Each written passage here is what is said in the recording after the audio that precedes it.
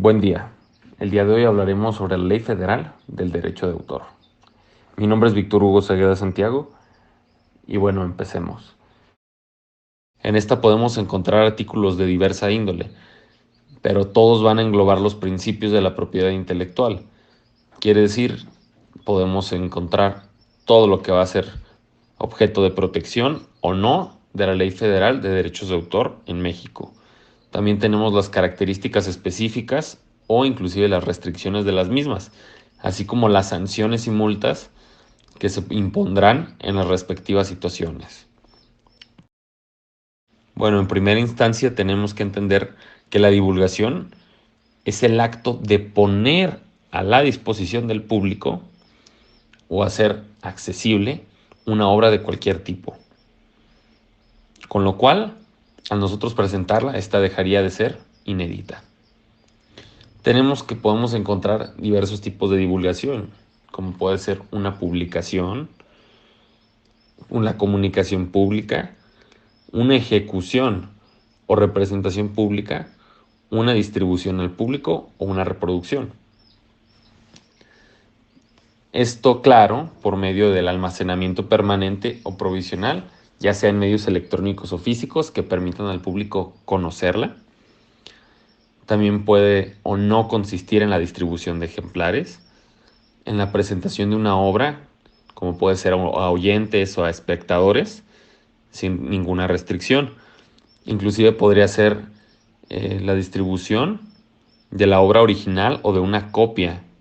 Ya puede ser mediante una venta, arrendamiento o cualquier otra forma.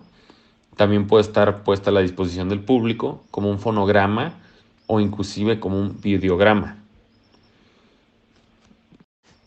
En cuanto al artículo 20, tenemos que el propio creador y sus herederos les va a corresponder el ejercicio del derecho moral. Y tenemos que en caso de que haya ausencia de alguno de estos, o bien en caso de alguna obra de dominio público, el Estado puede ejercer el derecho moral siempre y cuando haya un interés para el patrimonio cultural nacional. En cuanto al artículo 21, tenemos que los titulares de los derechos morales, como ya se comentaba, lo que serían el autor y sus herederos, pueden determinar si una obra va a ser divulgada, en qué forma o si se va a mantener inédita. También puede exigir el reconocimiento de su calidad de autor respecto a la obra que fue creada por él. Puede exigir respeto a la obra, modificar su obra, retirar su obra del comercio y oponerse a que se le atribuya al autor una obra que no es de su creación. En cuanto a los artículos 25 y 26, tenemos que el autor va a ser el titular originario de los derechos patrimoniales, aunque sin embargo sus herederos o causahabientes por cualquier título serán considerados titulares derivados. En cuanto al artículo 29, tenemos que los derechos patrimoniales estarán vigentes durante la vida del autor y a partir de su muerte 100 años más. Tenemos que cuando la obra pertenece a varios coautores, se empezará a contar estos 100 años a partir de la muerte del último autor. Tenemos también que pueden estar vigentes 100 años después de ser divulgados. Bueno, y ahora para hacer contraste sobre los artículos anteriores, pondremos un ejemplo sobre Alexander Fleming.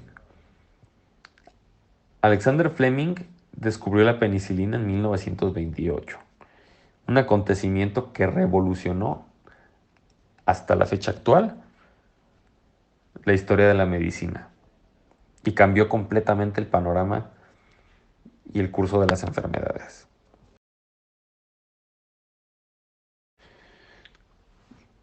Retomando el artículo 16, tenemos que definitivamente se hizo del conocimiento público su gran hallazgo mediante la publicación en diarios, radiodifusión y, por qué no, hasta inclusive la divulgación entre personas.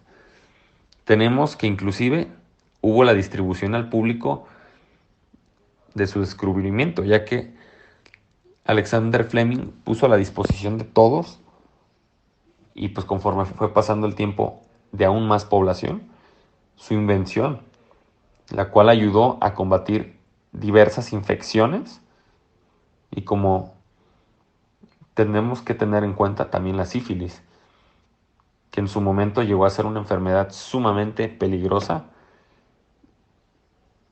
y con muchísima mortalidad, cosa que se veía no solo reducida, sino completamente terminada esta enfermedad con un tratamiento por penicilina. Entonces quiere decir que en este caso podremos decir que su obra se reprodujo, se distribuyó y se hizo llegar a la mayor cantidad de personas posibles. Esto ya puede ser por medio de farmacéuticas, que pues bueno, aquí se podría dar lo que sería la venta y el arrendamiento de los derechos. En cuanto al artículo 20 y 21, pues tenemos que, Alexander Fleming decidió y determinó que él quería divulgar y quería que su descubrimiento no solo se quedara como un descubrimiento, no solo se quedara en un avance para él, sino que hiciera un cambio y que ayudara a la humanidad con él. Tenemos que, aun cuando Alexander Fleming hubiera muerto, su hijo heredaría los derechos patrimoniales. Y existe la posibilidad de que él pudiera, aún así, seguir comercializando la penicilina, seguir obteniendo beneficios económicos y, ¿por qué no, reconocimiento inclusive por las acciones de su padre? Estos inclusive tenemos que, pues bueno, a día de hoy teóricamente siguen vigentes si tomáramos en cuenta la ley federal de derechos de autor en México, ya que aquí se menciona que a partir de su muerte tienen que pasar 100 años más, lo que quiere decir que hasta el 2028 aún seguiría vigente